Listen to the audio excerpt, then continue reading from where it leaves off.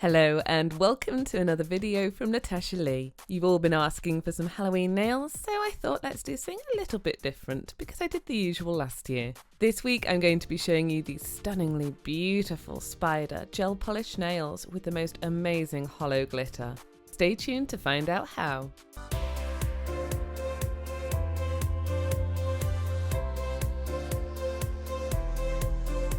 As always, I'm going to begin by cleansing and filing and performing cuticle work on my nails. There's a link in the top right corner to find out how. Then we're going to go in with our Magpie base coat. However, I am actually using a peel-off base coat in this video because I want to be able to remove these nails after a few days. If you want them to stay on, then use the Magpie base coat. Otherwise, you can use a peel-off base coat too. If you're using the Magpie base coat, remember to cure in your Magpie lamp for 30 seconds. Then I'm going in with NELLY. Now this colour is absolutely sensational, and if I could wear a colour every day for the rest of my life, this would be it. Now I am using a lot of Magpie products in this video. It's not sponsored in any way and it hasn't been requested of me, but I came back from Olympia Beauty with so many Magpie nail art goodies I couldn't wait to play and do a video with them. This gel polish is so good, it only requires one coat before curing for 60 seconds in your Magpie lamp. And we're going to be applying one coat of this colour to all of our nails. Then I'm going in with the Faith Ultra Holo. I love this, it's beautiful. And I'm just applying it with a brush and patting it loosely over the whole nail to make sure I've covered all the areas of nude polish or naked polish before I then brush over the top. And I'm brushing firmly to remove any of the loose glitter and make sure those flakes sit nice and flat to get the maximum holo effect. Once you've removed any of the excess loose glitter, we're going to go in with Magpie's Let It Shine top coat and apply a nice even layer to the whole nail. Full links to all the products are in the description down below. And for this top coat, I'm going to be applying 2 layers to make sure it's nice and smooth over the glitter, and each layer has to be cured for 60 seconds in the Magpie lamp, just like the colours. I'm also applying the Let It Shine top coat onto my index finger. Get a nice even layer and then cure for 60 seconds in your Magpie lamp. And with any professional systems like gel polish and acrylic, I always do recommend using the full system, which is why I'm using the exact lamp for this polish. Now I'm going to use the Magpie's Give Me Strength, which is like a gel strengthening layer, which I really like because you can paint this directly onto the nail. I'm also going to be using my Crystal Ninja and some Jet Hematite SS5 crystals along with one AB SS9. Apply the Magpie Give Me Strength and then set your crystals into it. I'm applying the Crystal AB SS9 in the centre and one of the SS5 black ones either side of it. I find it best if you want to have crystals that last without coming off, it's always best to set them in a clear gel. Once you've got them perfectly in place, cure in your Magpie lamp for 60 seconds. On your little or pinky finger, apply the Don't Be Tacky No Cleanse top coat, and it's normal for this to look a little bit grainy when it first goes on because it's self-leveling. Apply it, then give it a few moments to settle until it's nice and clear, and then cure it in your lamp for 60 seconds. Then I'm going to go in with Magpie SHELLY and apply using a silicone tool, and as I said, links to all of the products and tools used are in the description down below. You only have to pick up a small amount each time when you use the silicone tool and firmly rub into the nail until it looks completely mirror finish. If you want a method for doing this with regular nail polish, then please see my link in the top right corner where I show you what you need to use to be able to use regular nail polish and chroming powders.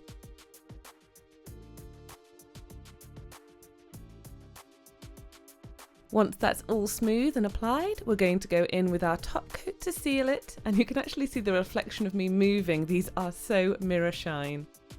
Apply your top coat, make sure you cap those ends, and then cure in your lamp for 60 seconds. And onto our ring finger. Once you've applied and cured your regular top coat, I'm going in with a regular nail polish in a matte top coat, and this is OPI's matte top coat, and apply a nice even layer and then allow to dry.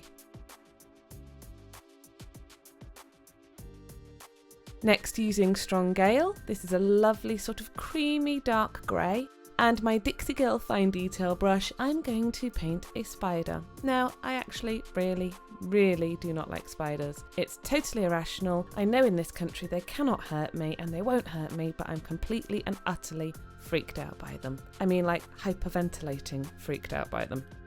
So anyway, back to the spider. I'm applying a big circle and then a sort of smaller circle on top. And then we're going to do the back legs and sweep these down. We're looking for an elegant spider this time, not like a Inky Winky Spider drain pipe sort of one. And I'm doing the back legs first, and if you do make any mistakes, which you'll see in just a moment I did, do not panic and do not worry. When I went onto the front legs, I made a small mistake and realised that I was going to have to clean it off. All you need to do is get a brush dipped in isopropyl alcohol and wipe it clean. Make sure you've removed any residue of the gel polish so that it doesn't leave a shiny mark when you clean.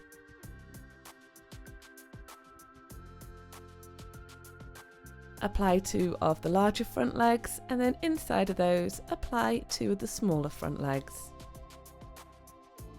Now this is really difficult to do on camera, and because I'm a perfectionist you might notice this looks like a slightly different spider, because it is. I removed the whole thing and started again. I had to do it off camera though because it's so hard to capture it on camera with the angle. And here I've just gone over all the legs again with the gel polish and cure then for 60 seconds in the lamp before I'm going in with my Give Me Strength gel and ebony glitter. Apply the Give Me Strength onto a plastic back pad or a tile, and then sprinkle some glitter over the top. Look how sparkly it is, it's like a disco. Then using my fine detail brush again, I'm just going to mix that glitter into that gel strengthener, and this is to create a very good and viscous glitter paste. This is because I want to create a 3D spider, and I want it so it doesn't flop basically. Pick some up on your brush and we're just going to apply it over the abdomen of the spider. And you can just see with my new camera how beautifully it picks up this glitter. It is so gorgeous. Because we're using it with a gel strengthener, it is a bit thicker than using it with a top coat. You can do this with a top coat, but you may need to cure and build up in layers, otherwise it might sort of spread and move around. With it being a gel, it's much thicker, so I can apply it to the depth I want to. And you can see it's risen from the nail. And then cure my lump for 60 seconds. Then taking a dotting tool, I'm going to apply a small bit of Give Me Strength just above our nice little glitter dome. And it really is a tiny amount. And then we're going to take one of our jet crystals again, and my crystal katana, and just apply a very small amount of the gel onto the nail. And then we're going to apply the crystal, and this is for the spider's head. This is just to give a more elegant Halloween look. I am loving the look of this, even though I completely hate spiders.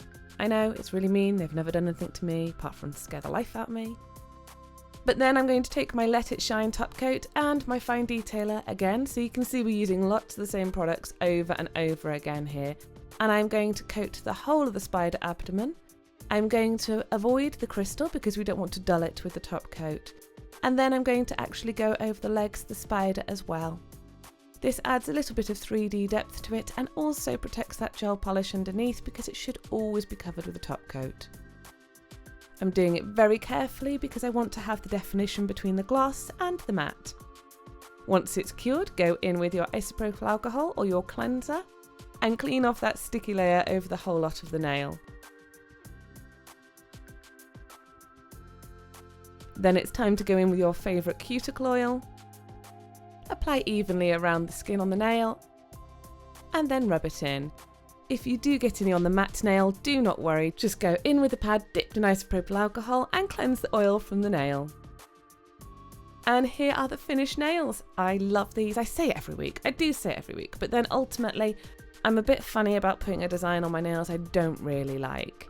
And the thing is with these, they're going to actually stay. When I first started doing them, I used the peel off base coat with the intention that I was going to remove them after a couple of days, which is what I normally do. If they do come off prematurely, I think I'm going to reapply them. If you've enjoyed this video, please give me a big thumbs up and subscribe for more videos every weekend. Do let me know in the description down below what you'd like to see, and I have got a few interesting videos you've asked for that are going to be coming in the following weeks. In the meantime, thank you so much for watching, and let me know down below in the comments what you're doing this Halloween. Take care, and I'll see you next week.